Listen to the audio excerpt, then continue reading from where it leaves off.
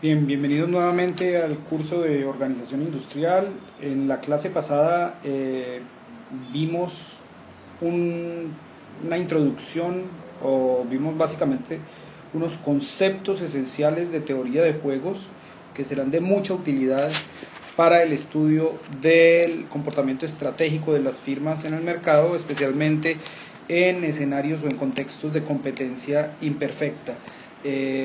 Vimos dos tipos de juegos, vimos juegos de forma normal, de forma extensiva y vimos algunos conceptos de solución. En el caso de los juegos de forma normal, vimos un equilibrio, cómo se definían los equilibrios en acciones dominantes, vimos además el concepto de equilibrio de Nash y para los juegos de forma extensiva vimos la inducción hacia atrás. Hoy abordaremos un análisis también esencial en la modelación de competencia imperfecta y está relacionado con algunos conceptos del modelo de competencia perfecta que van a empezar a ser de alguna manera afectados por el incumplimiento de algunos supuestos, como por ejemplo el gran número de firmas que deberían haber en un escenario de competencia perfecta.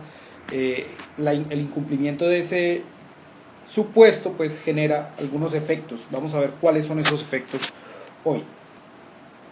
Entonces, empecemos por decir que el mercado en competencia perfecta, como lo conocemos, tiene una función de demanda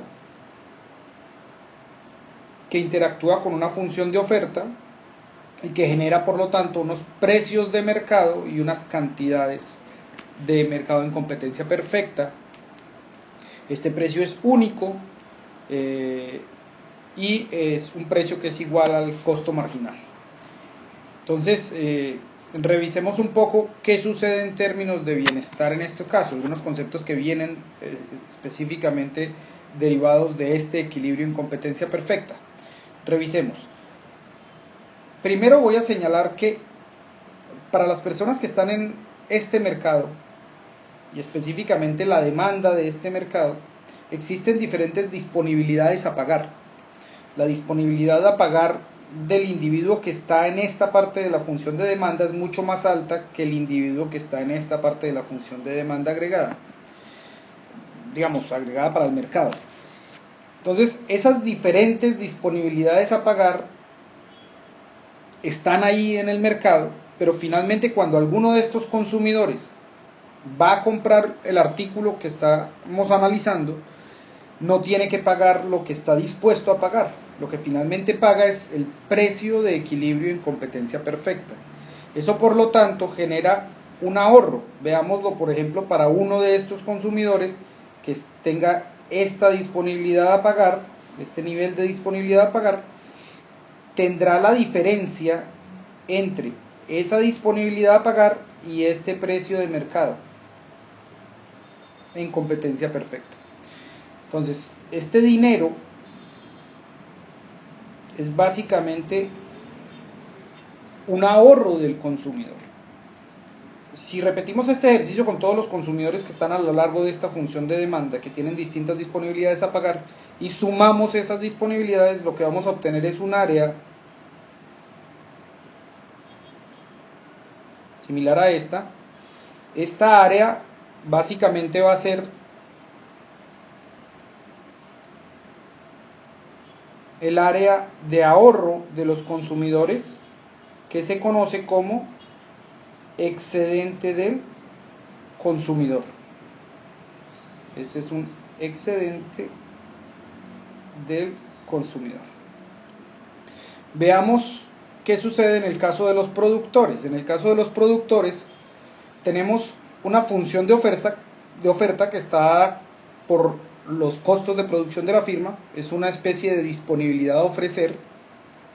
Lo que nos está diciendo es que existe al menos alguna firma o alguna empresa que estaba dispuesta a ofrecer un artículo a un precio bajo. Sin embargo, lo que está recibiendo es el precio de equilibrio. Repetimos el concepto para todas las firmas que estén a lo largo de la función de oferta y lo que vamos a obtener al sumar es un área que representa toda la ganancia adicional que están obteniendo las firmas por vender sus productos en un mercado de competencia perfecta. Este se conoce como el excedente del productor. Y la suma de todos estos elementos se denomina bienestar social. Entonces el bienestar social en este escenario está definido como la suma de los excedentes del consumidor y del productor. Veamos ahora qué pasa cuando hay alguna perturbación en el mercado que impide que se genere un equilibrio de competencia perfecta. Veamos el caso de los precios máximos. ¿Qué es un precio máximo?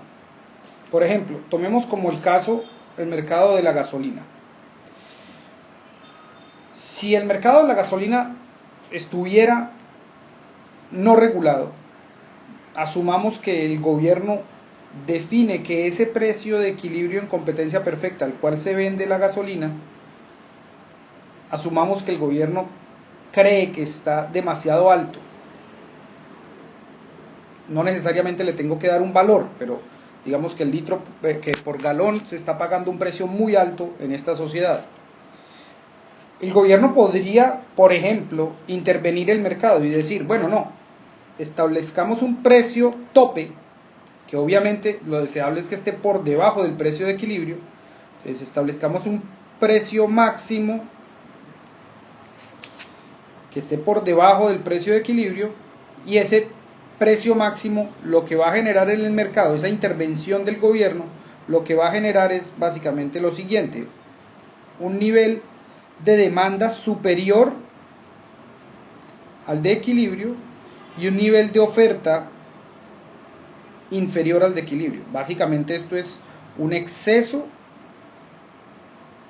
esta diferencia es un exceso de demanda de gasolina. Bien, entonces veamos qué sucede. Básicamente el mercado no transa las cantidades demandadas, el mercado transa las cantidades ofrecidas.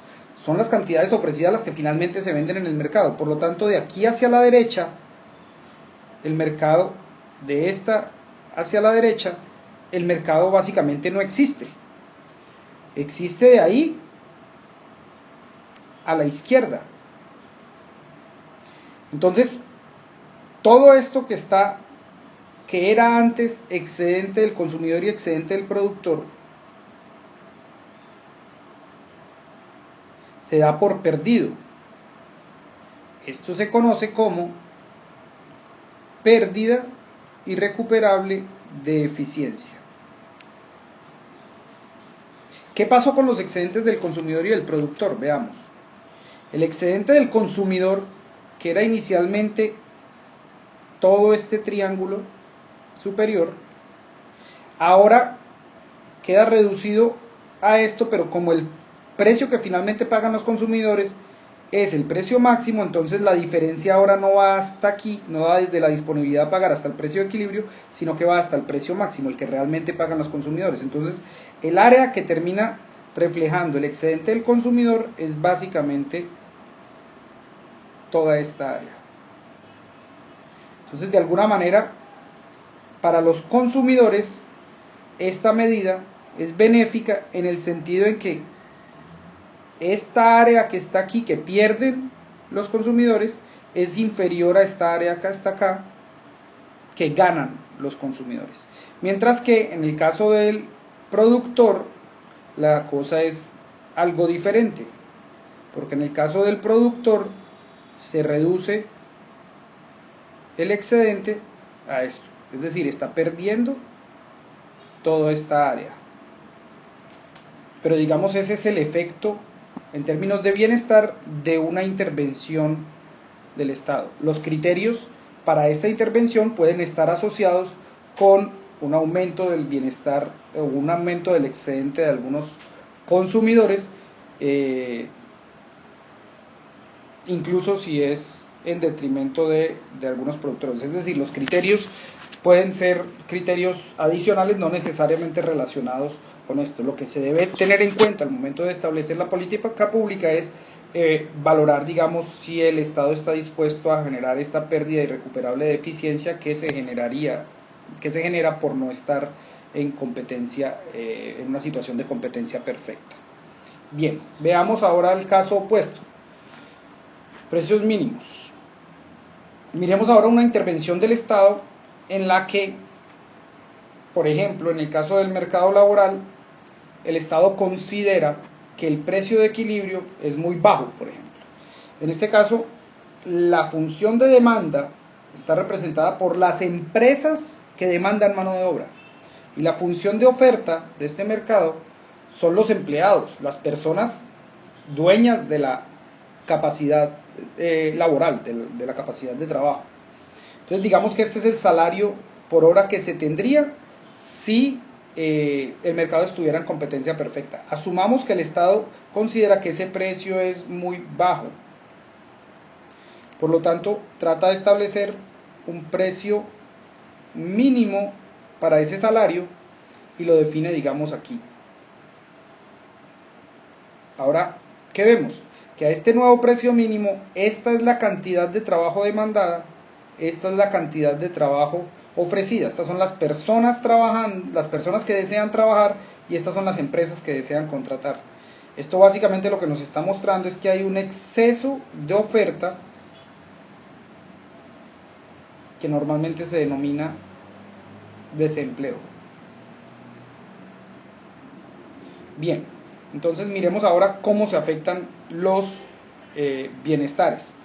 Entonces nuevamente podemos observar que hay una pérdida irrecuperable de eficiencia, dado que las cantidades ofrecidas de las cantidades demandadas de mano de obra son las que realmente se transan en el mercado. Las empresas que quieren contratar, contratan gente. No todos los que desean van a conseguir trabajo.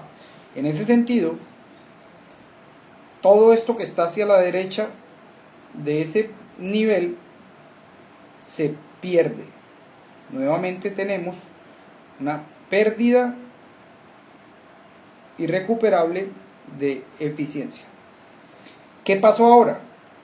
En este caso, son los oferentes los que están ganando una parte, porque ya no van a recibir el precio de equilibrio, sino que van a recibir el precio mínimo. Por lo tanto, el excedente de los productores es toda esta área. ¿Quiénes son los productores? Los dueños de la mano de obra, los empleados, los trabajadores. Este es el excedente del consumidor. ¿Y el excedente del productor qué vendría siendo? Pues vendría siendo esta área que está acá arriba, que obviamente se ve afectada. Entonces este es nuevamente un ejemplo de cómo se afecta el bienestar en un caso de intervención de los precios. Bien. Entonces decíamos que el bienestar social es la suma del excedente del consumidor y el excedente del productor. En ese sentido, entonces estamos hablando de, nuevamente, que el bienestar social está comprendido por toda esta área que está aquí, que estamos sombreando. Se argumenta que el libre mercado, que esta estructura de competencia perfecta, maximiza este bienestar. ¿Por qué? Porque no está generando pérdida irrecuperable de eficiencia. Eso es interesante, pero lo que no estamos teniendo en cuenta, y es una crítica válida al modelo, es que no nos está hablando nada en términos de distribución. Fíjense, esta función de oferta, que es mucho más inelástica que la que acabamos de ver, como también hay un bienestar social que se maximiza porque no se está generando ninguna pérdida irrecuperable de eficiencia, pero lo que vemos es que hay un tema de diferencias en términos de los excedentes. Hay unos excedentes mucho más amplios, en este caso para los productores, que los que reciben los consumidores, por ejemplo, que están representados por esto aquí arriba.